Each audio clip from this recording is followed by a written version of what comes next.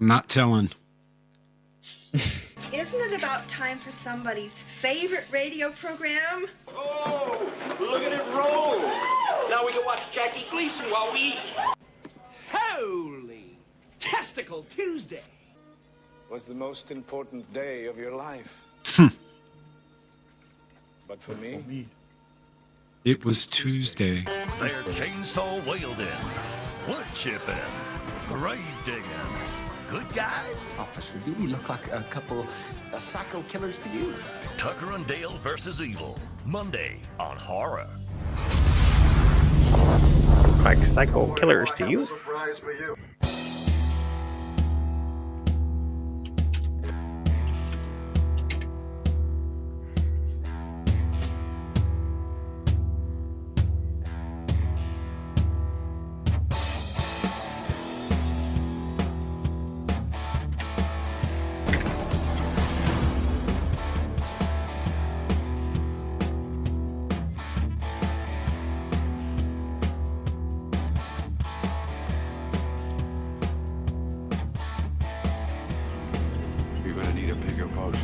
We're gonna need a bigger boat, Chief.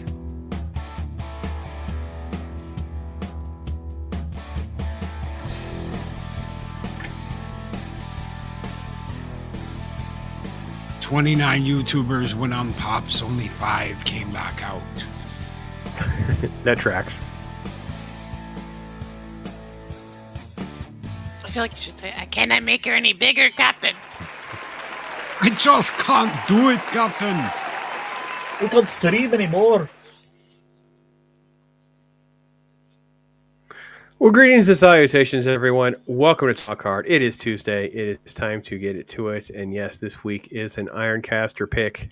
Tucker and Dale versus Evil. And as far as I know, he is the only one that had seen this movie. SQUEEKA, you have not seen it?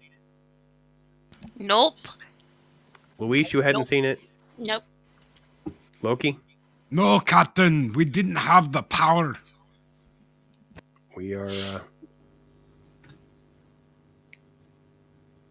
in the hands of an Ironcaster pick, folks. This is something. So we'll get into it. Ironcaster, my friend. Tucker and Dale versus Evil. You and I have been messaging privately, so I'm not going to get too far out over my skis here. But bro, how are you doing, man? What is going on? Oh, we are going. I'm just kind of so happy to finally get this one on the docket, because I like to keep you guys guessing. You know, sometimes we might get the greatness of a film like this. Sometimes we might get the other, greatness of movies like Highlander 2. No, there's nothing great about Highlander 2 other than the speed that Loki and I race out of a theater or a screening. There's no way we're ever watched, Street Fighter. Oh, dear Lord. But yeah, here we are. Tucker and Dale. SQUEEKA, this one surprised you a little bit? You have a little laugh or two? Just one or two. That's it. That sounds evil. What was funnier? My reactions or Beard's reactions to my reactions at this movie? Now, did he see this film before? Oh, this is one of his favorites. Yeah, he knew it was coming. He knew it was coming. This is one of his favorites. He's been talking about it since we announced it. He was like, "I'm so excited for you to watch this. I can't wait till we get to watch this." That's all he said for weeks. Now, see, I think you guys need to put a little more faith in my choices, because they will be movies you will never see. No. I'm sorry. No. You're 1 for 1 now. This is the outlier. No, he's like 1 for 99. I don't know. I still haven't seen Highlander 2 yet. Oh, Highlander 2 is one of the worst movies ever made. Yeah, I don't want to alarm you, Ironcaster, but like a positive of maybe like 3. I don't know, no offense, but I mean, you agree with a lot of the ones that we kind of have out there. I get that, and you massage the agenda very well. But as far as an all-out Ironcaster only pick, yeah, you got a pretty poor batting average, my friend. And somehow we convinced Luis Sparrow to show up and join us as well, lady. Thank you for doing this. This had to be an interesting one for you as well. Yeah, thank you for having me. I had a lot of fun with this. But I don't want to watch Highlander 2. Again. Or from the planet Zeist. Oh, sit down, Sean. Yeah, just shut up already. We're going to block out the sun. Loki, at least Tucker and Dale was a surprise. That was my biggest takeaway right from the get-go is like, wow, hold on. Something's wrong in the universe. The planets have aligned. Tucker and Dale, huh? All right. I hadn't even heard of this movie, let alone, trust Ironcaster wholeheartedly to put it on the agenda like this. So what are your thoughts, my friend? It definitely surprised me. It reminded me of Evil Dead. It reminded me of Friday the 13th. All these Lost in the Woods and all these old horror movies, except it's really funny and stupid and enjoyable at the same time. So yeah, kind of like a scary movie, but more hardcore. Yeah, I think I messaged Ironcaster. Said Friday the 13th, scary movie with some Shaun of the Dead. Like, it just is a great blend of some different things that work, and I was shocked and surprised. I actually watched it twice, back to back, pretty much within a day. Like, holy cow, let me soak all this up. I'm still not totally sure I get why they put the little thing on the very beginning of the movie, like a little flashback type thing or flash forward type thing. It seemed like it should have just been a stinger at the end of the movie, but other than that, man, I don't have any major complaints, and it'll be interesting to talk about what everybody thought in more detail. But let me say hello to this chat. Snorty, how are you, my friend? Holding the door for everyone. Hello to all the humans and all the critters. Well, hello to you, Snorty, you wonderful beast. Great to see you. SQUEEKA Mouse, of course, chiming in, giving some love to everybody. It's great to see everybody out there. Jacob Ironside's in the house. Great to see Jacob. He's got a show on a little later on tonight. Make sure you're checking out Jacob's work. He does some great stuff. And DJ Ronnie G got some prime footage of President Trump aboard rallying the troops aboard the USS George.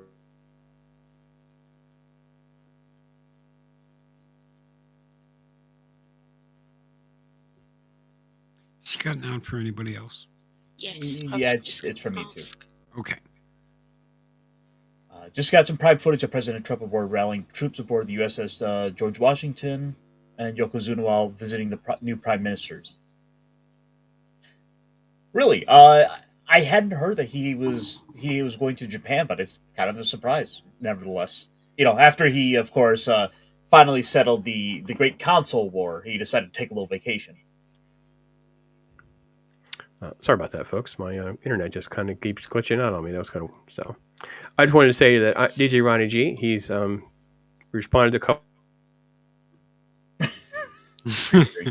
couple of comments I saw, and he's going to watch Seven Samurai for the first time. So, as we all encourage you, my friend, watch that movie. Great movie. Let's see. Here we go. Another great hello out there from Dave. Great to see you. Awesome movie, he says. Well, we definitely had a good time. Definitely a surprise. It's something we can talk about for sure. Penny's in the house. Up in Indiana visiting family at Texas Roadhouse. All right, well, okay, cool. Look at the old talk card in the Indiana Texas Roadhouse for everyone to enjoy. Hello to all of you patrons. Dinner and a show. Here we go. Scott throwing down a $5. Thank you so much, Scott. Saying good evening. Hey, man, thank you for everything you do, supporting us. And he's been noticed from the get-go, man. It's always great to see Scott out there. So awesome, brother. Thank you. Got to hang out with Scott this weekend. Oh, wow. Congratulations. Again. That's awesome. Yeah, we hung out a little bit at ICC-Con a couple of years ago, and we got to hang out this weekend. All right. Dean Krantz throwing down one of the great comments and great quotes of this movie. We got your friend, which was just phenomenal. All right, come on. You guys had to just laugh out loud at the absurdity of we got your friend. And yeah. I mean, I guess to start it off, let's talk about the fact that this whole movie is built upon the premise of just these misunderstandings between effectively two groups of people. We have our good old redneck boys, Tucker and Dale, who've gone and gotten themselves a new cabin that they want to go and renovate and kind of turn into their little dream vacation getaway. And we have the college kids out doing the spring break thing, as you would expect, and they look and they see hillbillies and think, oh dear God, they are going to be the murder type. Don't forget about the half-breed hillbilly. Oh, we'll get to him. And we have just tons of little tropes and stuff. Again, I think Loki said it best, like the parodying of Friday the 13th. Did you like how that was set up, Louise? Did you like the fact that it was sort of like a misdirection with the idea of them constantly being misunderstood? This felt like it aged well for me. Yeah, I love actually the comedy aspects rather than the original slasher type stuff. It reminded me of Cabin in the Woods, only a lot funnier. Yeah, I love that setup.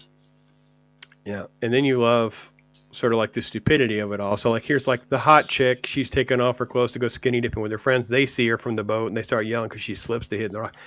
And SQUEEKA, I laughed because I thought to myself, we sure do see a lot of people on TikTok and YouTube just saying some of the most retarded and stupid things in furtherance of the world around them.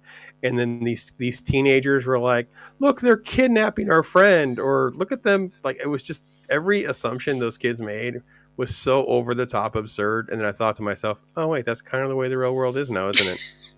Oh yeah, yeah. We were watching it. I was like, this is it.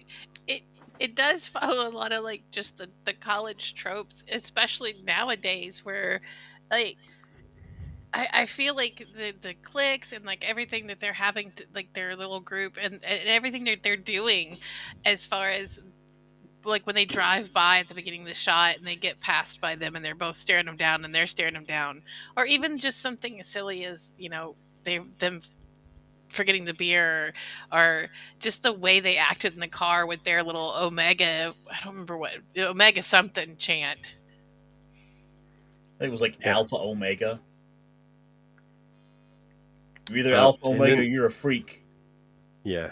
And then Loki, they even went so far as to make sure they included the black token stereotype guy. We've all got that friend that's like a try hard, low testosterone, no weenie friend that has to go above and beyond to prove his masculinity. They are definitely in this movie. I've got a name, Loki. Really? You don't have to talk about me like that. Well, I was talking about a dude, not a chick. I know. Just kidding. I even laughed at the fact that they had the guy have a flipped up collar the whole time. Like, it was just epic little details like that were just phenomenal. Ironcaster, were you when you rewatched this, you had to be just like taking notes. I wonder if Pop and Loki will see this part. I wonder how Pop is look. That's exactly what Ironcaster's brain is doing when these moments are happening. It's been a number of years since I got a chance to see this movie, and going back through it and knowing ultimately what's going to happen to certain characters, I was keen to pay more attention to certain people, such as popped up collar Chad there, and what eventually happens with him. I just like, okay, I see where they're going with him. They're giving him a lot of attention. He's getting very aggressive, so it's rather funny the way his character ultimately goes. Then you have Tucker, who couldn't hurt a fly, and you have Dale, who just wants to drink beer and get his cabin fixed up. That was the other franchise I was thinking of with this, was Final Destination, because of all the random shit that happens to these people. But Final Destination movies too. Yeah, 100%. 100%. Did anybody else notice the Chad's little 80s style sideways white belt? Oh yeah. But just the silliness of he's running through the woods because Dale hits the bees when he's with the chainsaw, and he somehow doesn't drop the chainsaw. He just keeps running the chainsaw, which I don't know, it's just funny to me. And then I guess that guy must have been allergic to bees or something. He just kept running next to me, and I was just like, wow, the amount of silliness. I don't know. I was having a good time. Didn't you guys all have a good time with that? Just keep the movie did such a great job of pinging these almost absurdist gags over and over really well. Yeah, definitely. Well, and then when they're looking for their friends, and they're right next to the guy that hit the tree, but they never notice him. They just never say a word about him until like later in the movie. And I mean, not only that, just it's that ultimate like shoe drop of you start getting to see the way this is all set up. Where okay, we have this misunderstanding, and we have Tucker and Dale being super awkward. Our college kids have this whole idea in their heads that they are these super creepy hillbillies who are saying, "We got your friend." Oh God, it means they're gonna do terrible things to her after Chad just told us all these stories about some hillbillies.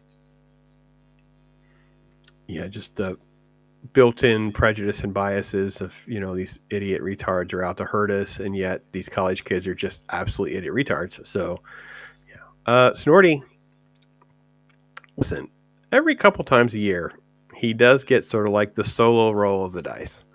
And we actually have kind of had to like wrangle him in a little bit. It got a little wild and hairy a few times. It's gotten away from us a couple times. But yeah, this was a solo pick. Total blind on this one. And then, like I said early on, I stand on my intro. Louise Barrow just said, yeah, I'm going to go with it. I was like, wow, maybe she doesn't know the whole backstory of Ironcaster picks. But hey, she came in. I guess she did okay because it turned out all right. So Dean says he loves it. He recommends it. That's fun. That's good. Claude is here. Great to see you, Claude. Great to have you with us. I always find it's this movie that has a big, passionate fan base to it. Penny, saying hello to everybody out there. I find this is one of those modern hidden gem movies. Like, it's a movie that not everyone knows about, but when you do have people who do discover it and do find it, they absolutely love it.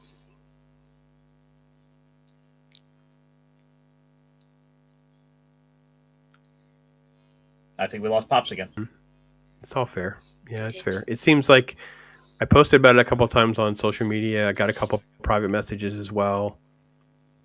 And it was like, oh, okay, yeah, there's a lot of folks who are kind of quietly like obsessed with this movie too. So that's good. That's good to see. So, yeah, a little bit of jokes here about Portland. That's good stuff. Yeah, let's see here. Couldn't I get over the resemblance of Chet to Trudeau?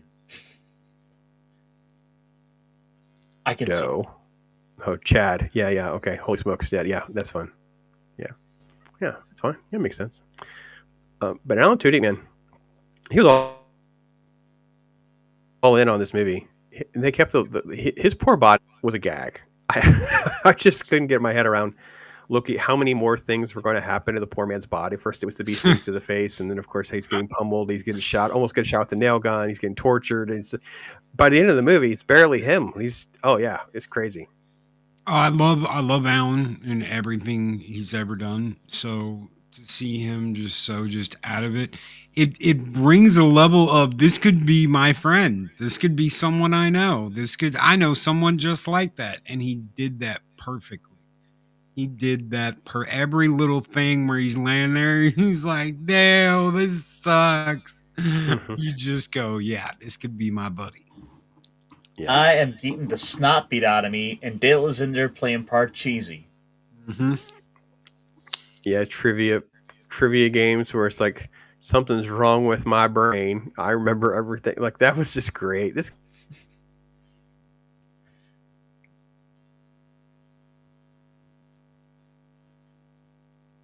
You gotta love him. You gotta love him. Sorry, folks, we're experiencing technical difficulties. Please stand by. The scene with the cop at the very beginning. I didn't see that coming. Oh, right. Where they spill the beer, and then Tucker has to get down. And then he comes up with his shirt off. Wait a minute. We're having some woman problems. That's why we're gonna get out of the city for a while. I loved how everything that he said made sense, but at the same time, it sounded like completely off. Like, even just down to the "we got your friend" on the log, it's everything they said could be completely misconstrued, and it was amazing because he delivered it with such a straight face every time. And it isn't until we get those couple little moments there where where Dale has enough sense to say, we can't just explain this to the cops. Like, what are we supposed to do? Howdy, officer. Darndest thing. These kids keep coming up here and just start offing themselves. We've had it the other day. He just jumped straight into the woods chipper. I couldn't stop him. Yeah, okay. It wasn't me. It was the one-armed man. He did it. And it's even better because, like, we know that that's exactly like what's happening, but seeing them try to explain it and figure out what's going on, as well as the college kids trying to explain it and figure out what's going on, like, being able to have this omniscient view of everything just, to me, made it funnier. Oh, yeah. Especially because it's a movie where you could easily go through it and, with that second viewing, try to watch it really paying attention to another perspective. And I'm sure I can get Beard to watch it again. Oh, yeah, it's gonna be the hardest thing ever.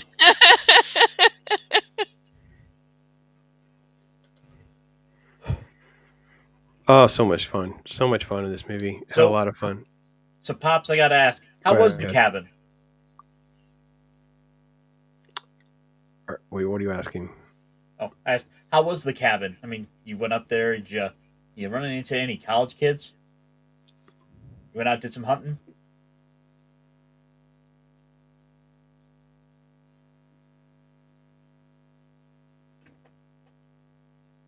Maybe it's raining there.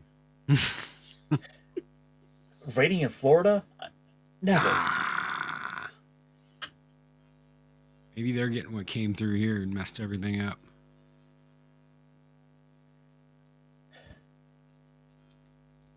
So let me ask you guys then. At what point, where did this movie really click for you guys? Because it seems like it's a movie where you get kind of locked in. I would say, but usually about a good third of the way in. Once we kind of get to the boat scene, was that about where it kind of really started to pull you in? I'm a Friday the 13th fan, so I love like, you know, co-eds getting chased through the woods and, you know, campers, camp counselors and shit like that. So I love that. I think that's great. This starting off the way it did, I was like, okay, I'm getting ready. This feels like a horror movie. This is something. Is it Evil Dead or Friday the 13th or Final Destination? I was in for the whole. So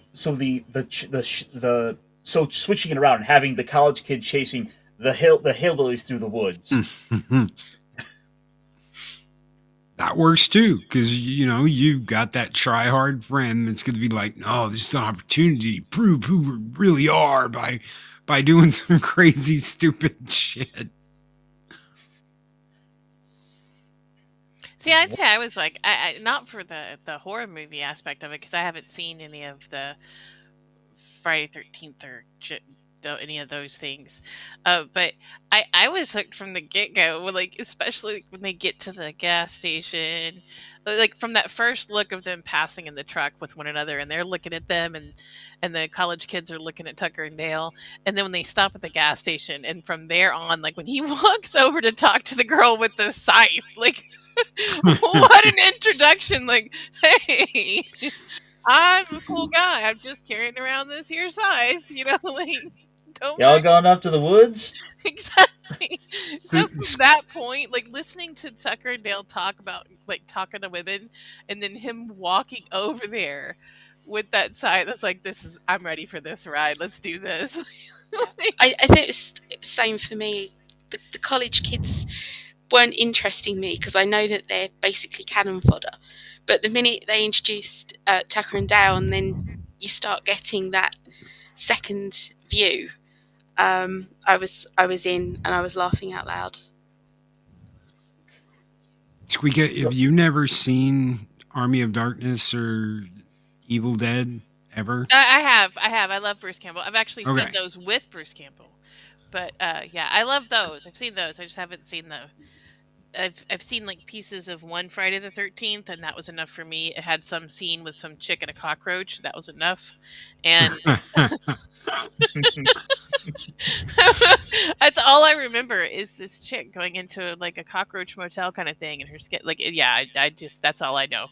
That's all of Friday the 13th. And then like what is it? Who's the one? Jason, the one that chases That's them through the woods. that's Friday the 13th. Okay. Well, I thought. Wait, who's the guy that with the long? Okay, never mind. Who's the guy with the long fingernails? Freddy. Freddy. That's the one I'm thinking of. What is that one? That's not Friday 13th. That's Nightmare on Elm Street. Nightmare. Okay, so I've seen Nightmare on Elm Street a few pieces of it, but that's about it. I haven't seen any of the Friday 13th ones. I think for me, my buy-in came about the time that they're running the chainsaw scene and it spears the stupid kid. I'm like, okay, the whole movie just changed now. Like, holy cow! Like, so I think I pause it, and that's when I message Ironcaster. Yeah, this is gonna be. I think I put question mark. Final Destination plus Friday the 13th with like eighth of like Shaun of the Dead and scary. Yeah, it's like he just gave me smiley face and started quoting the movie, and I'm like, okay. And then it just kind of gets, and I agree with what you said, Louise. Like, I kind of felt like, okay, so the kids are going to be cannon fodder, but what's the hillbilly twist? There has to be a hillbilly twist, and that's what makes the movie kind of interesting in a way. But this movie was just craps and giggles, man. It was a different version of Shaun of the Dead type fun for me. I was just having a ball from that perspective. For the little nerd guy, it took us a minute because even though he'd seen it before, the nerd guy's shirt, it says Mitchell, and we thought it said pants for a minute, and it says part. Like, that made it even better because it's like, of course this guy sells pants. I mean, look at him. Jeez Louise. It's like 17 head all over again. I have no idea what's happening at this moment. And I was like, oh wait, it says parts. I was like, oh my gosh, this poor guy sells pants. All right, so SQUEEKA, I do want to ask, and because you're the because I'm most excited to get your opinion on these things. The chainsaw scene. Well, for starters, I love the fact that they show they didn't have to show the little beehive that he's fixing to cut into. Like, I mean, but I love the fact that they give you that small little glimpse, and you're like, oh, I want to see where this beehive's gonna go. But then it goes and it turns into him getting stung, him running with the chainsaw, the dude running next to him, and then the exchange of them looking at one another. Like, and I did come up off of the chair when he hit the stick, because they don't show you that he's fixing to hit it. They don't show anything. They just show him stopping. And so I grabbed hold of the beard. I almost came off the couch. I was like, whoa! I was like, oh my gosh. It's one of those scenes in a movie that makes me think, like, if we lived in a horror movie, everything would be so incredibly deadly. Like, I'm sure somehow, like, if it's a horror movie, this little bottle of paint could probably somehow wind up killing me. It's not Final Destination. Drink, not usually, and then I just wind up choking on paint to death. Well, I did expect him to trip the way they were running. I did not expect a tree at all. I totally expected something to happen with that chainsaw. Like, he was going to drop it and it was going to hit the dude, or like I don't know exactly 100% what I expected, but that tree limb through the chest was definitely not it. All right. So then, Luis Sparrow, what about... I didn't share the screen properly. Make sure I get the screen. So this death was the one that got me. Luis, what was your take on the shenanigans that was this fiasco? Actually, I love the way they set all of them up. So, I mean, you were waiting for something to happen, and I knew what was going to happen, but you're still waiting for it. It's wonderful timing in this. All of the little bits, the dialogue that goes with it. I mean, it's gross, obviously, but I think as well what stood out with this one after is like he's worrying about he's not getting his deposit back for that chipper, because it's also he takes it all very calmly, and this is just a nuisance. What are they doing? And now he's stuck in there. He even actually yells out, "Is he all right?" It was all so beautifully set up. And I was definitely in through that sequence from the chainsaw through those attacks. It's just hilarious. And then they double down on that with the Shaun of the Dead humor, right, Loki? Because then we go to, like, you know, the police shows up. You got the half of the body they're dragging around, right? I mean, it's just brilliantly done. So they go over to the wood chipper and they pry out the other half of the body that didn't go through the wood chipper. It gets all over them both. And then they're dragging that other half of the body away from the wood chipper as the cop shows up. Cannot beat that. And then the cop actually goes in the house with them, and of course, everybody in the backseat of that cop car is like, no, don't do it, don't go in there. Don't touch that. I love when he puts when Dale's sitting there and he goes, "I better put this other leg down then." Like, yeah. Or when he like whacks Dale after it happened, or Tucker after it happens, he's like, "I told you we should have fixed that post." Which they set up. So we at some point you had to know that was going to happen. Because like they're not going to take the time to set up like an obvious like face height death trap without it inevitably falling over. The question is ultimately going to be, who's it going to be? Mm. So it's like, of course. Well, I mean, I will say that we've had how many movies or shows we've watched where they can't do setups and payoffs. So this movie will be it'll live long as a reference, because I have to give this guy credit. His name is Philip Granger, and yeah, Philip Granger deserves the cred. Like, wow, what a death scene! Like, holy cow, I was dying. I don't know, Louise. It was gross and funny, and I don't know. I don't know. What was your take? Yeah, I mean, they said it set it up. They set it up twice, didn't they? Because you had the initial fall, and then the girl goes to lean on it, and he stops her.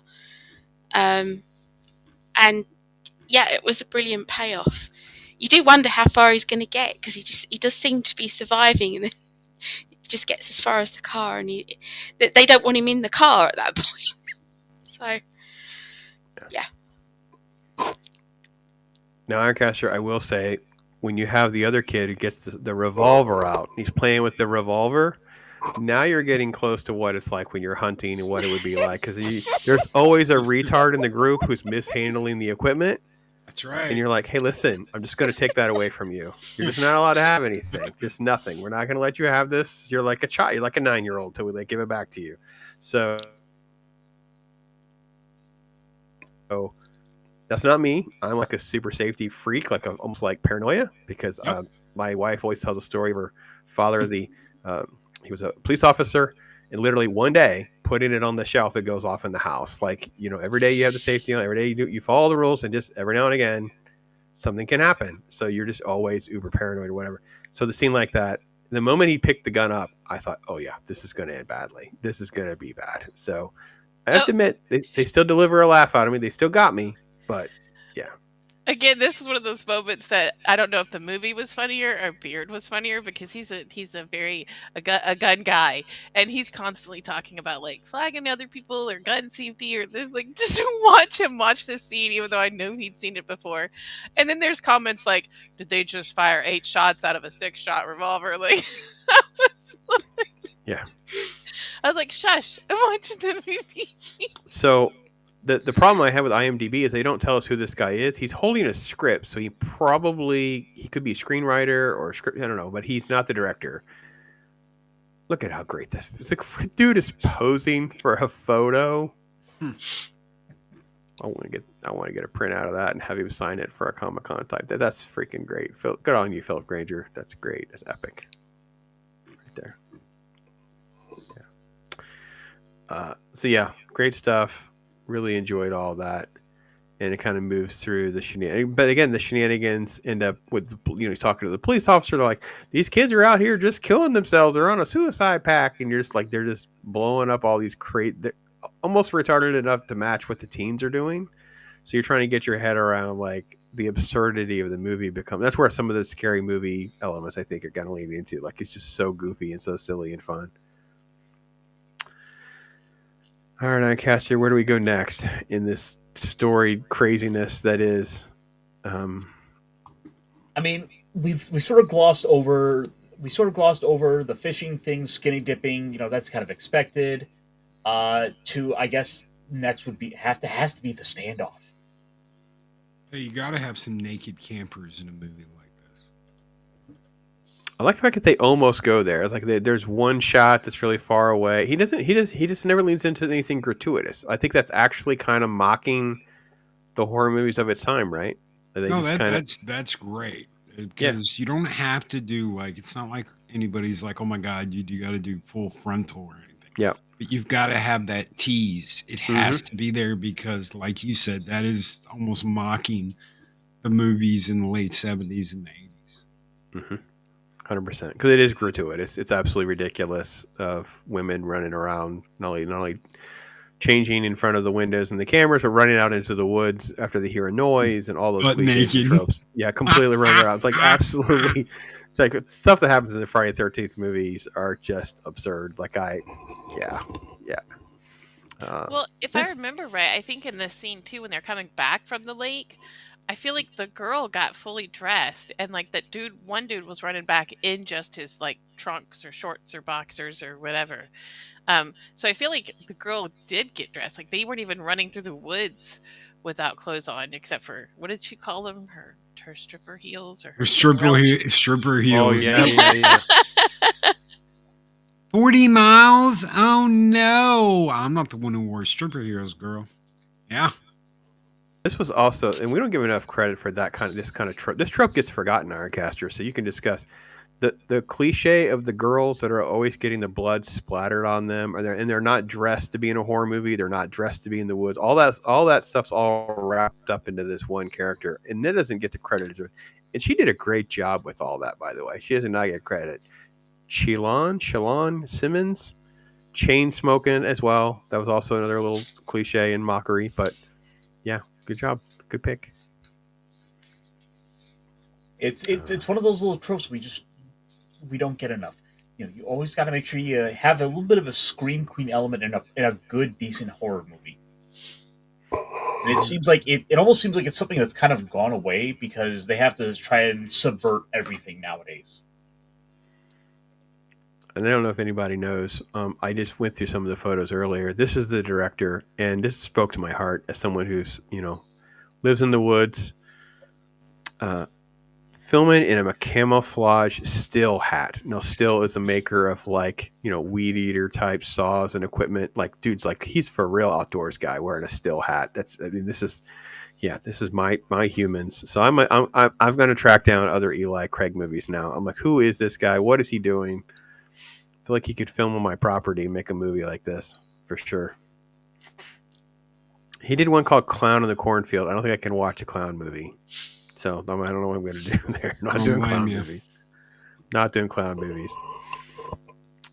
Yet. But no, I am not. I'm not. No. My clown issues have been well documented. But yeah, these guys are just phenomenal in this movie in every way, every scene. Yeah, just great. And I feel bad because Tyler Labine did such a great job. And they got 6 pounds of pickled eggs. Oh, them reading off the list and delivering all that's pretty good. Now, Luis, I don't know if you're familiar with Us in the Woods in the Country. You got out far enough. That's kind of a real thing. You show up at the shop, you're just running around, grabbing stuff, reading it off with some guy trying to help you find stuff in these stores. They have stuff hanging on the wall. It's completely authentic in every possible way. I see it in a lot of things, but yeah, it's obviously not really part of our culture. So no, I would not expect it to be. We were in Alabama and stopped to get some bags of corn, and they have stuff for pretty much anything. Like if you're going to go hunting and you need to find this store, it has pretty much everything you can think of. So it's going to have it has medical supplies, and it has quick snacks that are prepackaged snacks, and it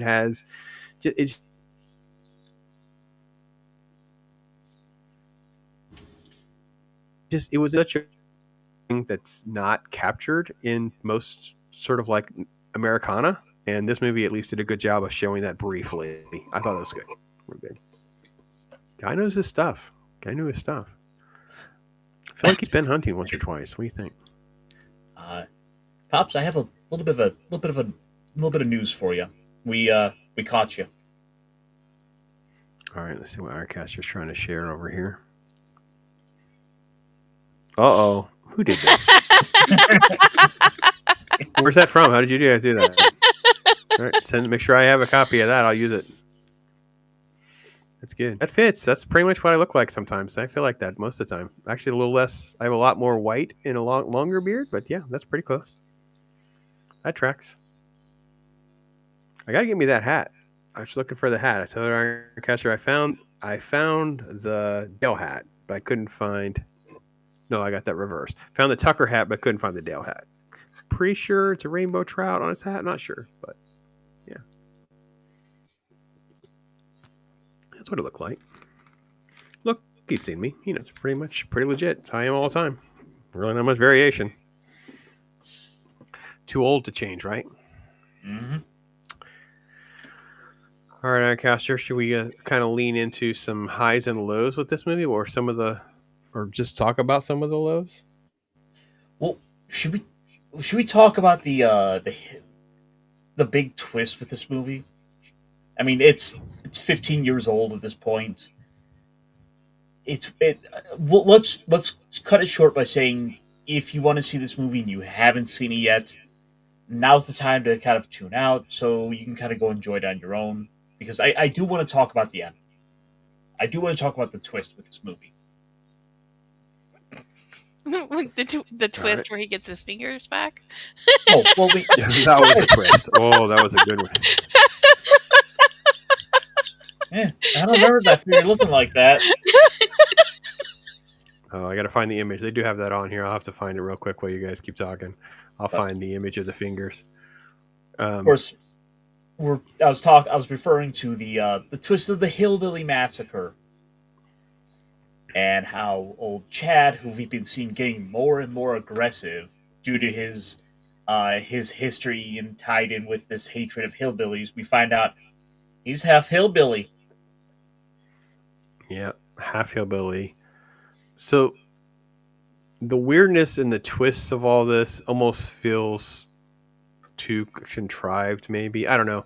It was one of my weaker elements to the story, but they save it because he becomes so ridiculously over the top that it worked for me. I don't know. What do you guys think? I love the twist at the end, because I don't remember who said it earlier, like the beginning part, like why it was there or not there. I love the fact that they showed that weird beginning part and just left you a little bit. And then they show you these college kids, and you go through this whole movie with this whole misunderstanding thing going on. And the thing is the guy at the beginning looks so much like Chad that you instantly want him to be the bad guy, but you're like, he's a college kid, and they're talking about this happening 20 years ago. So it creates this weird like confusion in your mind. So to me, when they got to that point where, oh my gosh, you're actually related to the killer, like there was this moment for me where it's like, of course he is. And I didn't see that coming all at the same time. What do you think, Louise? You almost blink and miss it. Like you don't quite get a clear shot of his face. And so it kind of skips past it, but you go back and watch it and you're like, oh yeah, that was him the whole time. And what did you think of the twist and stuff, Louise?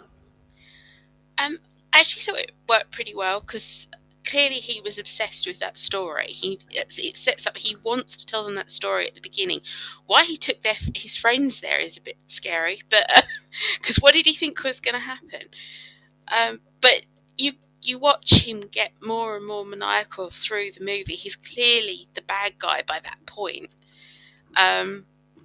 So I think maybe there was a little bit of convenience and just happened to find a place where they had the right news clipping. I mean, that is certainly a bit convenient, but I think they had set up that character quite well up to that point that you don't worry too much that that's the resolution. Yeah, that's fair. I kind of felt the same way. Like I feel like there's the conveniences and stuff like that. It all worked, but and I just enjoy it for the ride. I mean, we got to be honest, it was fine. And then because anytime that you felt like they're getting too far away from where they should be, they do something like this, which reels you back into goodness, where you're happy because you're like, oh, this is epic. And they give you a great setup to it. Like he walks in, like, oh my gosh, she's like freaking out. She's like, oh, I thought it would be intimidating, and it's like, okay, yeah, like he would do something like this is what Ironcaster would do. He'd show up like, I got to be intimidated. I got to, he would find, oh yeah, that'll look cool. Let me put that on. Oh, let me put this on. That'd look cool. Yeah, let me do that. So that's what Ironcaster would do. My favorite part of it was the climbing spikes he puts on. We actually do get to see him use those. So a lot of the pieces, a lot of those little things like that, basically kind of like you miss it, but they got put to use. It wasn't just excess put on for the sake of I just need some extra stuff. Like every piece of it does have its utility in the end.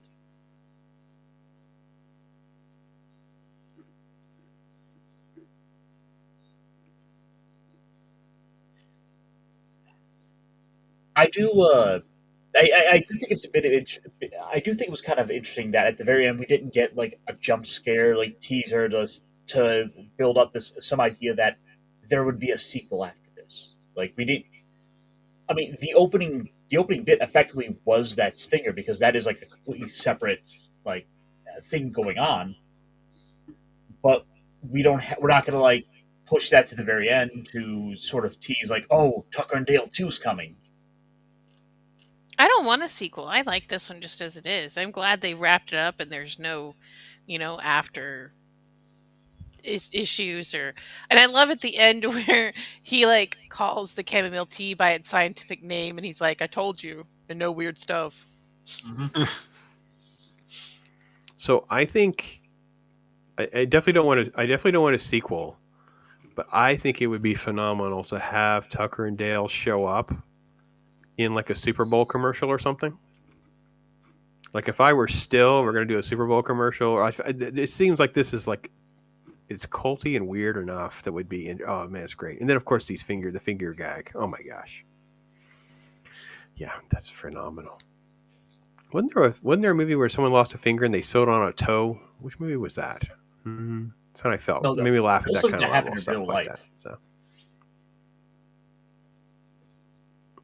Yeah.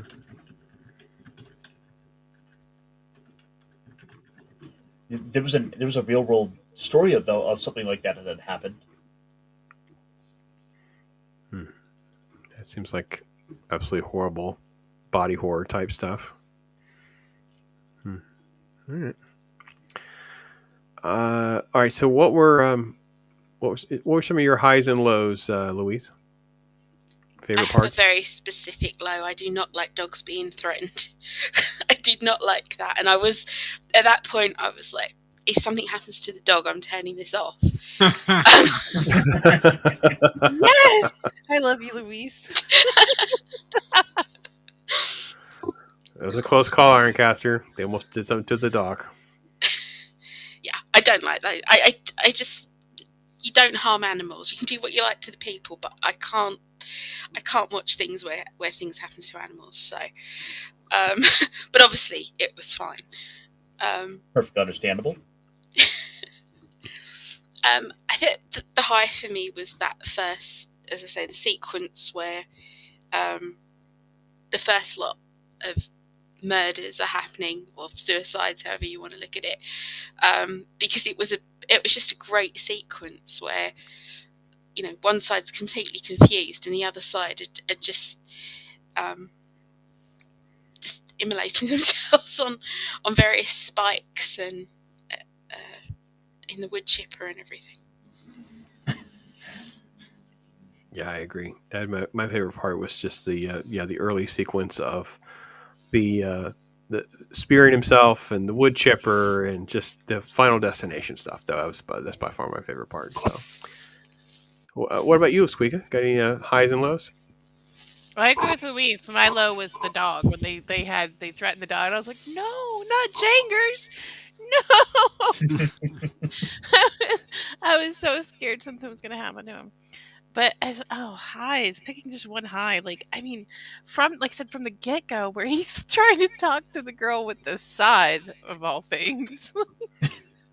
I was like, it's like, I mean, and this the scene with the cop, and this scene, like the guy running with the chainsaw, and then he gets speared. Like, there's so many moments where it's like, ah, whoa, wait, oh, like, just I can't pick like one. Oh, let me think. One particular high. I did like the fact that like when the sheriff was like still walking around, he's like, I got this, and they were like, he's gonna shake it off. We think he's gonna shake it off. But I mean, I don't really have a super like, oh my gosh, this is my favorite out of all of them. Even at the end where he throws the axe and you totally think this is it, this is the end of the movie, and he's gonna get Chad, and he like does this super, it's never gonna happen again, I tagged the rope move. Like, and the look on Dale's face when he's like, I hit the rope, she's free. What's going like, Yeah, that was good. so that's what that makes the movie so great. Is there's so many of these little. They're not over the top funny gags, but there's enough callbacks, and it's funny enough that you're like, oh my gosh, like when they're driving to the cabin and you see the big wood chipper, and it's in the back of your mind that something's gonna happen, but then you forget about it because other stuff happens, and then it's like, oh my gosh, that's right, the wood chipper. First time I watched it, I didn't even get the setup for the wood chipper. I had to watch it the second time. I guess didn't register for some reason the first time. But boy, you don't forget the wood chipper scene once you've seen it. Oof, that's great. Well, even like the list of things they're reading off at the general store. Yes. Like, I was like, wait a minute. They all sound perfect. They all sound like very creepy. Like, get me a big old bundle of rope. Get me a big old scythe. Get me feminine napkins. Like, wait a minute. The boiled eggs. I mean, pickled eggs. Big jar of pickled eggs. But they come back to almost everything on the list. Have you not been hunting, Ironcaster? You don't know why you would need the feminine hygiene products? I am not. Well, I'm assuming probably for cleaning out a gun. No, do not clean out a gun with a feminine hygiene product. See, Loki, we got to keep our eyes on him. He's not safe to be around. No, you would put dough pee on it, and you can hang them on little trees and stuff to get the bucks to lure them into where you kind of want to guide them into going. So makes them think that they're in heat and ready to mate. Oh yeah. They come with a string, so it works really well. So learn something new every day. I was just thinking that, Louise. I was like, so if I hang never mind.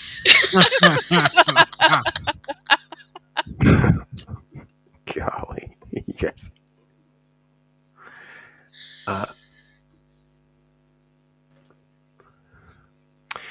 Yeah. So yeah, Dean saying best. Yeah, sits to safety. Why would you tell him that? Yeah, why would you tell him that? That's good. It's probably hopeful. The doozy of a day line was my favorite quote. I definitely think that was the doozy. It just leads into a whole line of shenanigans. That's great. Loki, favorite parts? He starts off with that doozy of a day story with Dale, and he's like, I'm never going to say this because it's they're going to think we're a moron, and then he does it anyways. That's what my favorite part was like when he does it anyways. Yeah.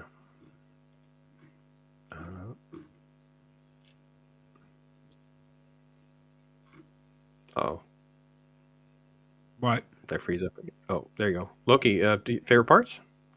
Oh, definitely all the deaths. Those are hilarious. Everything that happens. The thing with the cop, I mean, is just brilliant. Them banging on the patrol car as they're trying to get his attention to tell him don't go into the house.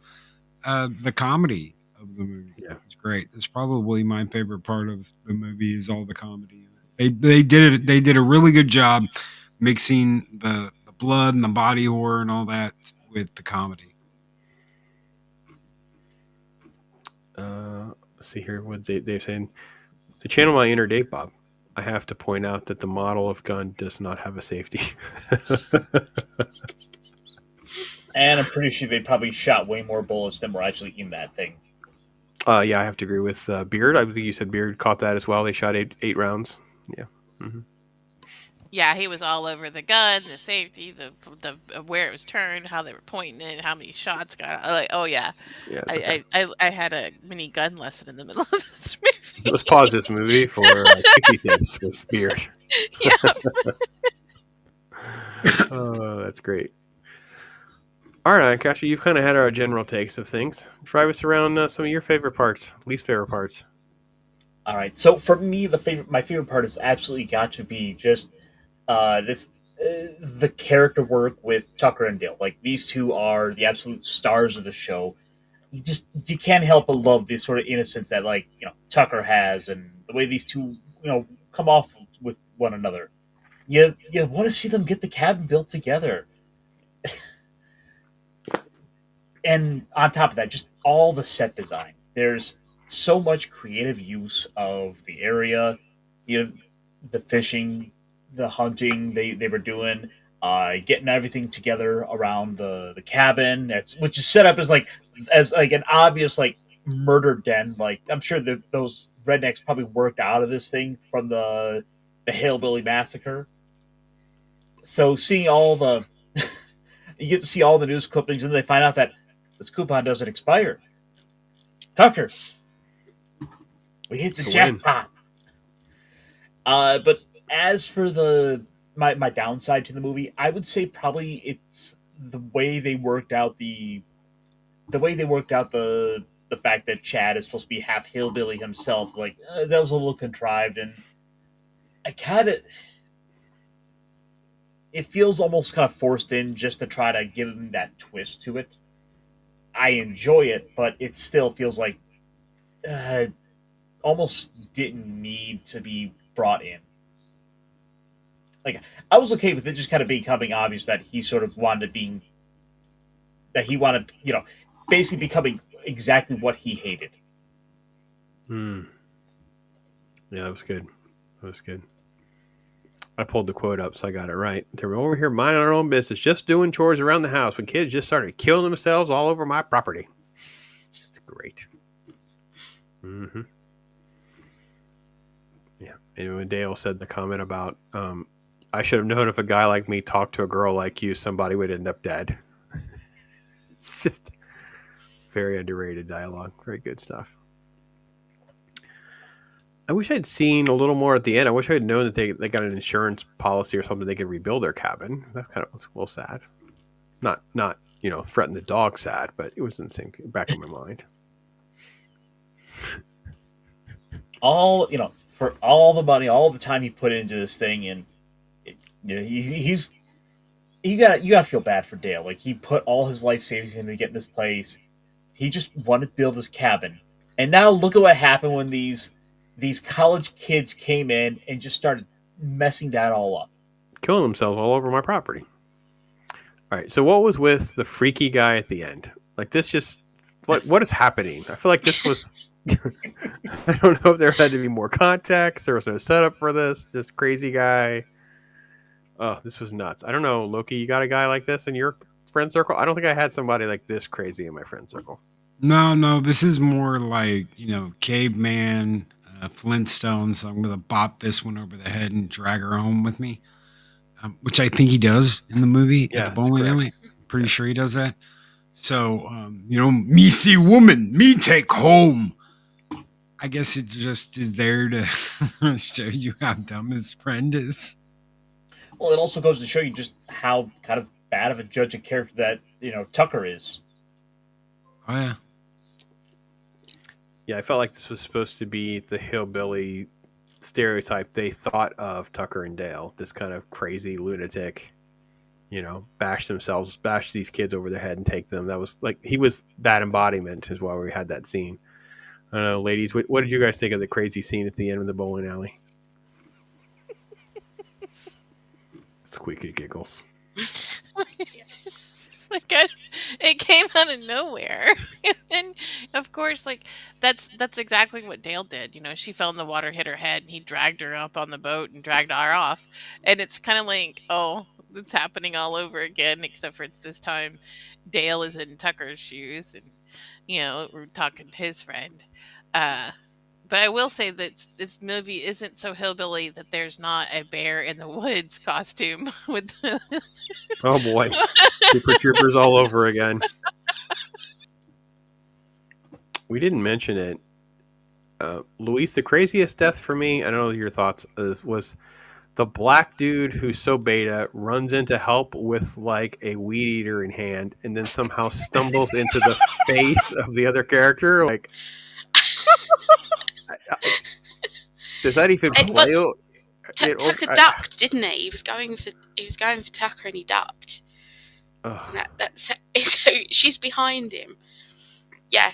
Yeah, because at that point you think, well, I didn't think that they had reached harmony or anything, but it goes straight back into that misunderstanding, and yeah, it was hilarious. Yeah, we hadn't touched on that type of weed eater. So that type of weed eater is pretty dangerous. I have one that you can put the metal spikes on. Look, have you ever used one of those, like the giant stills with like the metal spikes on it? It's like, oh man, those things are dangerous. Holy crap. So I guess as they had on that, so they were supposed to believe, I guess, as they had that's crazy though. That one caught me off guard. That's probably the one that was like, I did not see black dude with a weed eater attacking coming it all through the door. I guess I was with you, Luis. I thought we were kind of, all right, we're gonna switch this up into being, we think we've had a misunderstanding here, and then we're gonna have more twists and turns, but definitely not expect the black dude scene. It definitely caught me off guard for sure. So, I guess with that in mind, in addition to, of course, the best moment, worst moment, we should probably go around and ask, what was your favorite kill? And for me, I think it has to be the wood chipper. That's the one I always think about, because just as absurd as he's the guy grabs this little tiny pocket knife, like a Boy Scout pocket knife. He's gonna go do something serious with this thing, and Alan Tudyk just bends down to pick up a log. He jumps right face first into the wood chipper. But who's lunging face first with a little tiny pocket knife? Like, it's just so absurd. That's why it works. It's so crazy. All right, good pick. What about you, SQUEEKA? Favorite kill?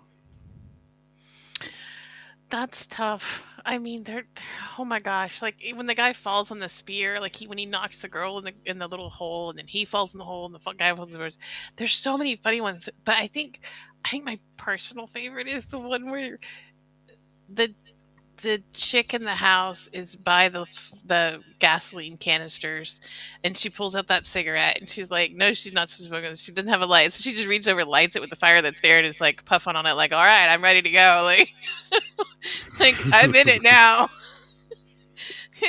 because it's the only one that. Go ahead. She just throw the moonshine. She just throw the moonshine on the black guy too, like really lights him up, like this. Yeah, it's good trope. And she just like sits there, and then like she screams for a minute, and then she just kind of sits there and like lights her cigarette. It's like, okay, well, this is where I'm at now. And then she puffs on it, and then the exhale where she's like, okay. Yeah. Before we get to Louise, yeah, Dean's going back. You just have a weed eater with a saw blade on the end of it. It could take down small trees. Yeah, they make them so you can change the blades out. So they can be a string. You can have little plastic blades, which will cut your legs for sure. I've had that happen. And there's like a metal one, which we don't really use anymore because it is that dangerous. But not, definitely wouldn't go at somebody's face. That's crazy. But yeah, pen knife at best, 100%. And then the bee on the first guy's nose and takes off is my set. Yeah, that was pretty fun. So. Luis, favorite takedown? Probably the wood chipper as well.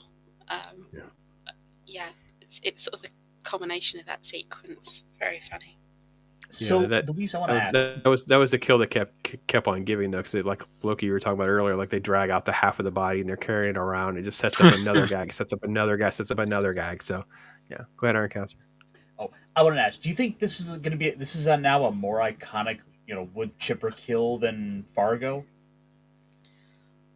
I haven't seen Fargo, I'm afraid. Ooh, Me a neither. different kind of. So, okay, well, obviously, the Fargo kill is a wood chipper kill because you just don't expect this to be happening. They're like trying to get rid of this body. You don't know how to get rid of the body. Every other gangster, mafia, crime, getting rid of a body thing is something more standard, digging holes, cutting them up, whatever it may be. The wood chipper thing is like shocking. This was more like it takes that kind of shock, but it adds a layer of humor to it. So it's tricky to put them up against each other. Just completely apples and oranges kind of thing for me. Well, would you say it deserves to stand on par with it? Because the Fargo wood chipper is been relegated to like its own like almost meme status in its own right. It's become just this standout moment that has made that movie stand the test of time. I would think anytime someone brings up Fargo and the wood chipper thing, you can go, "Oh man, it is that big." You ever seen the one that's in Tucker and Dale? And they're like, "What are you saying? What are you talking about, Tucker and Dale? I've never seen Tucker and Dale." There you go. Now you got an end to get them to watch it, and then you'll never forget it. So it's one of those. You won't forget it that you've seen it. I think everyone here agrees that you're not going to forget the wood chipper scene in this movie. Like, there's no way. So yeah, it's a great entry point to publicize the fun of this movie, if nothing else. So, did Loki have a favorite kill? I think you were probably echoing the same thing. Oh, probably the wood chipper. Yeah. You know, the wood chipper, the guy just dove right into the wood chipper. Yeah, it's just so unexpected. If it's not that, it's going to be when they're in the cabin and he throws that lamp and catches homeboy on fire, and they're all like, "Stop, drop, and roll! Stop, drop, and roll!" And he just flails around like an idiot until he catches even more on fire, and then catches the house on fire, which leads to Squeeka's favorite, where she's trying to light the cigarette off the gas tank. Like, screw it, I'm done. My feet hurt from my whore heels. Yeah. I was thinking that when I was saying it out loud. I just didn't say it. Thanks for saying that.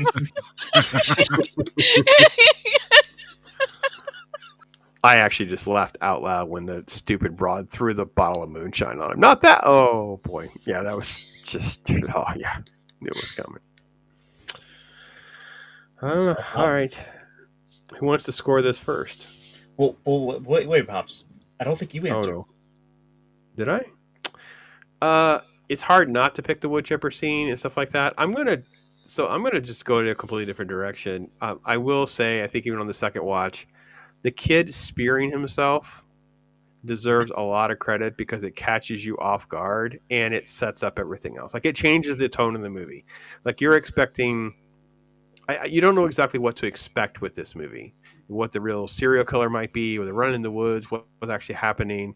You feel at that point when you're watching it cold, you're like, oh, there's going to be a serial killer out here in the woods, a hillbilly story. These poor old guys, they're going to be the ones that are going to be blamed for it. Then the kids are going to be like, oh, they're going to help us and save us. Your brain is running through all these possible scenarios. And then that happens.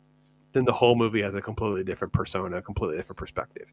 So as much as it kind of goes by quickly and gets one-upped over and over again by better kills, that one is really, really great for that point. So I'll just be different and just be contrarian and pick that one.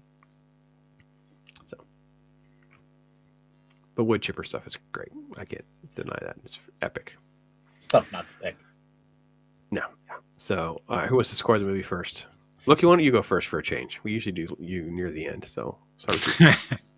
I'd give it an 8. It's a good, like, kind of like a slasher movie, Final Destination movie, Lost in the Woods movie, Final Fantasy, or not Final Fantasy, Friday the 13th movie.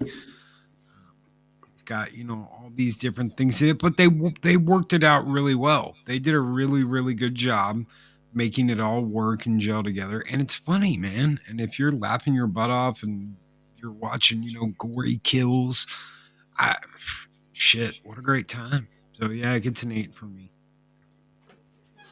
It's very solid indeed. What about you, Squeeka? Oh, well, I mean, I have to rate it really high because it's Beard's favorite, and I don't want to be kicked out to the patio if I give it a low rating. But all in all, I mean, I give it a 9.5. It sets you up well, in my opinion. It keeps going. I love a lot of the callbacks. like everything from except for the scythe. You never see the scythe again. Like, is it just me or does it not come up? It would have been nice to see that get used. Yeah, but I mean, even like when they come in and you see like the bones hang everywhere. When the college kids come in and they're trying to rescue Allie and they see the bones hanging too. It's like just there's so many callbacks. So I'm gonna give it a 9.5 easy. That's great. That's a great score. Great score. Louise? Yep, I went with a 9. It's not the sort of thing I generally rewatch, but I did rewatch this, and I probably would watch it again if it comes on. Yeah, it only misses sort of higher scores, I think, because it's just not the sort of thing that you put on as a background film. So, but yeah, brilliantly executed and really genuinely funny. Yeah, I had to watch it a second time to make sure my brain wasn't broken, because I agree with you guys so much on the scale here, because I was like, I watched it twice, then I watched Bubba Hotep, and I want to watch Shaun of the Dead, because I feel like, okay, I got to figure out how to like put this group of films in the right perspective on things, because it's like, yeah, this is a strong 8 to 9. It's so tricky when a movie is so simple, right? So yeah, it's that good. And like I said, I watched it again right away, like the next day, and I was like, man, this Ironcaster fooled me. He really got me with this one. I did not expect this. As a satire movie, Dean says 10. It's way better than most satires. So, I can't argue with that argument. So, yeah, phenomenal film. A lot of heart. Couple of little pieces would keep it from perfection, but overall, very good. And I agree with Louise. I don't really want to have it on and not paying attention. I really want to be like in it to enjoy it for all of its humor and its shenanigans, because there's not a lot of downtime in it. Pretty funny, pretty much all the way. So, all right, Lancaster, what about you, my friend? You got us into this mess. What say you? I think an 8's about a good score for this movie. It's a movie that doesn't overstay its welcome. It'll kind of come in, get a little bit of attention, and then this one kind of fades into the background. We don't really need it setting up sequels, even though arguably there is the material here to be able to set up for a sequel, because of the way the movie starts off with like Chad killing people in some other place, and they suggest at the very end of the movie the killer was never found. You could easily see how this could have led to a sequel, but again, we don't need that. This is a good movie for what it is. This is one I look forward to getting to introduce to people. And for that, I think an 8's a reasonable score. It's not a perfect movie by any means, but it's a very enjoyable one nevertheless. And I think those are the best.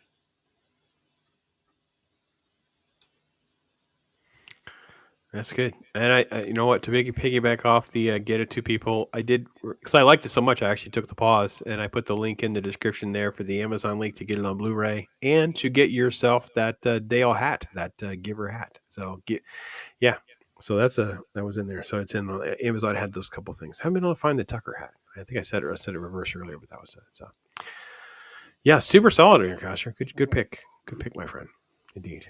So. Cool. And with that, Ironcaster, any final words on this movie?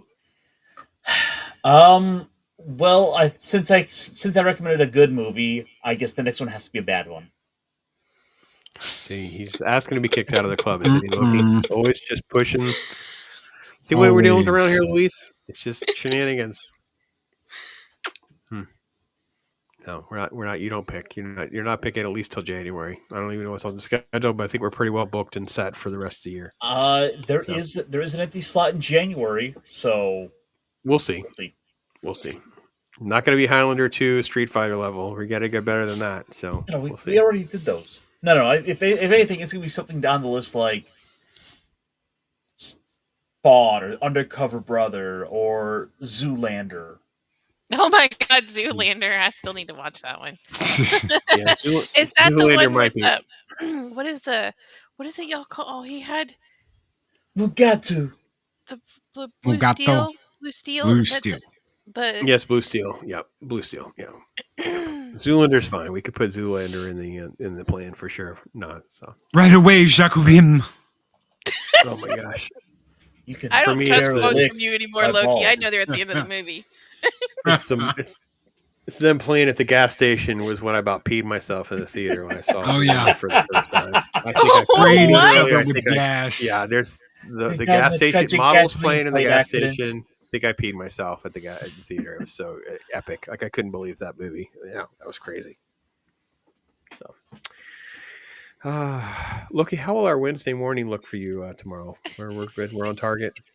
Oh yeah, it should be fun. It's going to be a positive YouTube talk. And Thursday, I hope to do a live stream Thursday because it's my birthday, and I want to hang out a little bit. I want to play something fun. I'm probably going to play Bouncing Booby Beach Volleyball 3. I think that's what it is on PS4. So Bouncing Booby Beach Volleyball 3.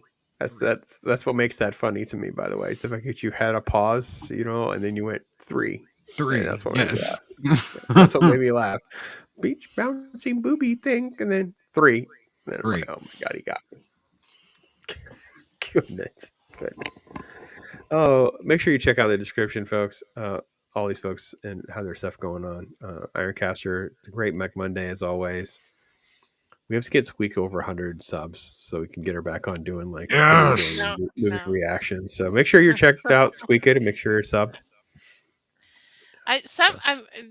Beard and I have been talking about getting back into like doing the zombie thing or a couple of other stuff. Something. So hopefully we'll get that Something started. that makes you giggle and laugh. I feel like that's all I do. I do it too much. I want to be serious and cool. With the giggles in between. So I just play the wood chipper scene on repeat and just record the laugh. That's good enough for me. It's great. Luis, you gonna do anything else? You're gonna come back with it? When are you back with us again? I think I kind of roped her into early December. I don't know about anything else in between, but you guys know what's going on? Yay! Well, have to look at it, but whenever you like, really. Oh, I like that open invitation. We'll take her up on that, folks. We'll get her back in here. We currently have her penned in for December 2nd, watching White Christmas. Hang on a second. My internet glitched again, so I couldn't hear everything you said. I said we currently have Louise penned in for December 2nd with White Christmas. Yeah, she'll be back for that one for sure. That was her pick. We had an outsourcing moment before I think you were with us for SQUEEKA. SQUEEKA outsourced her pick, and White Christmas will be on the schedule. So, but she'll be back before then. We'll get her locked into something that she hasn't seen. One of those fun November movies, because November is going to be fun. Maybe GoldenEye or something. Get the British take on James Bond would be good. This is probably not the point to tell you that I've never seen a James Bond movie all the way through. Oh, that's interesting. Is that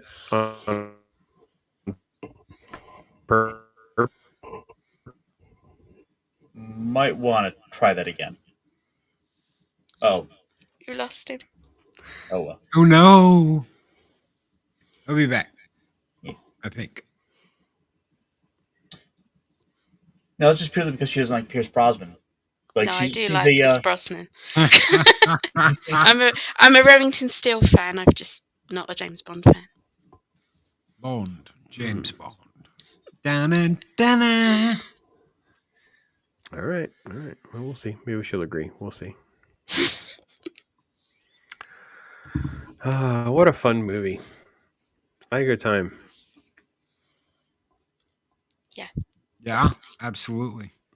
It was okay. I have to be honest, Ironcaster, this would probably make a station for me of just like dumb fun to put on. So. And at the end of the movie, at the end of it all, isn't that what we ultimately want? We just want dumb, fun movies, something to sit back, kick back, relax, and have a couple laughs and enjoy ourselves with. Yeah. Definitely part of it, for sure. And I was definitely surprised. My subscribe score on this would be like a 20. I was like off the chart surprised at how much fun I was having. So, gotta give you kudos for that. So, All right. What else we talk about here real quick on our last few minutes? I got to work in my viewing of The Crow for Loki's birthday. Mm-hmm. On Thursday, so I'll be doing that. I don't know. Probably gonna do a review or anything. Just gonna Crow Thursday is coming up. I need to watch that a second time. I've only seen it once. I need to watch it a second time. I watch it every year on Thursday. I've got 2 movies I gotta watch. I gotta watch The Crow, and we're gonna go see Back to the Future in theaters. Oh yeah, for your birthday, yeah. For my birthday. Our schedule got wonky, so I can't see Back to the Future in theaters. I'm a little disappointed and sad. But on the flip side of good news, Angry Canadian will be visiting the old Florida. So I'll be seeing Angry Canadian in person and live. So that'll be interesting. Power of crows. Yeah. Luis, I can't thank you enough for coming and hanging out with us. What a crazy shenanigans-filled movie to subject yourself to. Yeah, thank you. And thanks for picking the December Christmas movie, Louise. Technically, I just answered a question, and Pops went, "Oh, great, we'll do that." We'll just do that one. Yeah, that'll work. Yeah, that's what was happening in IRONCASTER before you were here. Like, SQUEEKA, you kind of like, well, why have you picked the other December movie? And I'm explaining why, and then SQUEEKA just goes, "What are some of your favorites?" And she said something. I said, "Oh, that's interesting. What about White Christmas and Holiday Inn?" White Christmas, not Holiday Inn. I'm like, "Oh, okay. All right, we could just do that one. What do you think, SQUEEKA?" SQUEEKA's like, "Yeah, that's good to me." I'm like, "Okay, we're doing that. Luis, you got to come back." Okay. That's Luis, exactly how decision making and talk hard happens around here. Okay, Luis, I have to warn you because that's how this goes. Because I made one suggestion. I said, "Hey, look at this movie poster." And before I knew it, we were suddenly being roped into watching Shark Side of the Moon as if it was my choice. This is the burden that's been placed upon me. You were way more advocating the old Shark Side of the Moon, if I remember correctly. What about you, Loki? I remember a lot more advocating of that film. Oh, yeah. Yeah. Wait. There's a bit of historical revisionism going on here. This is not how I remember this going down. Mm-hmm. I think Cocaine Shark was even worse. Cocaine Shark was worse. Yes. It didn't have cocaine or shark. 100%. There's that Cocaine Shark is void of sharks and illegal narcotics. I'm like completely confused. So, Cocaine Shark had a crab in it. I don't even know this. Yeah. You mean they ate a crab, or yeah, they ate a crab. They might have eaten a crab in Cocaine Shark, but that was as close to the sea as they got, was eating a crab. Y'all hit that movie like a college kid on a tree stump. Oh yeah, it was rough. The best part was Loki was all in on Cocaine Shark, and I was like so shocked by this because he thought it was going to be funny and goofy like Cocaine Bear. And it was not at all. There was no cocaine, and there were no sharks. Dude, I don't know what that CGI monstrosity was, but it wasn't a shark. The first time that bear rolls over in that cocaine and it's just wiggling its butt and rubbing his nose in it, I was like, holy crap, that is the funniest thing. And then it sees someone and it's like, you're dead. Pops, I have to go and clip the stop motion crab monster from that movie just to have a little bit of proof of just how bad this is. I wanted to see sharks in white water filled with like Coke. And them just going crazy, killing everything. I wanted sharks jumping up out of the boat, taking people's heads off, and we didn't get that. We got nope. No. Some hillbilly redneck out there. You see the size of them there, white cap. That's right. No, I expected Cocaine Shark to be like Cocaine Bear meets Lake Placid. That was not what we got at all, and it was bad. So IRONCASTER is still in kind of restriction. We have to kind of keep our eye on his choices and stuff like that. But at least the list that he's picking from has been pre-approved, so I feel pretty confident that we'll be all right. So, but yeah, pre-approved that I just keep putting things on the list. Oh, we got things on the list like Airplane, Animal House, Black Cauldron, Death Wish, Gone in 60 Seconds, Killer Clowns from Outer Space, Man with the Iron Fist. The Monster Squad, Police Academy. Is not happening. What, you don't like Police Academy? Those all sound picks.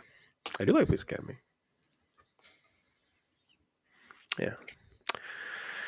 Let's put Tucker and Dale to bed. What a great show. What a great time. Thank you in chat. You guys are amazing hanging out with us so much. Appreciate you guys. Thank you, Scott, for another super chat. Appreciate you and all the support you've given us. And what a good time. Luis, man, I can't thank you enough. It's crazy. What a movie pick. Oof, what a movie pick. If I'd known, I was like, well, Luis, this one's kind of crazy. No warning whatsoever. She was all in, having a good time hanging out with us. Appreciate you. It's very nice of you. Thank you. Thank you.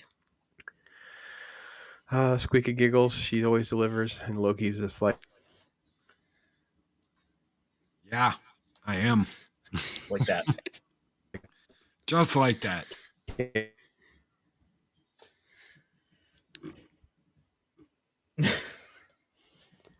After these technical difficulties, we'll be right back. It didn't even tell me I had a technical issue. It just stopped working. That was weird. So anyway, I was ready to throw us out of the show here and get on with things. But folks, everybody, you guys take care. Be blessed. Until next time, I'm Pops. And Talk hard. Here's Bob Ross. Bob Ross, you'll never see me tripping. Got the vision.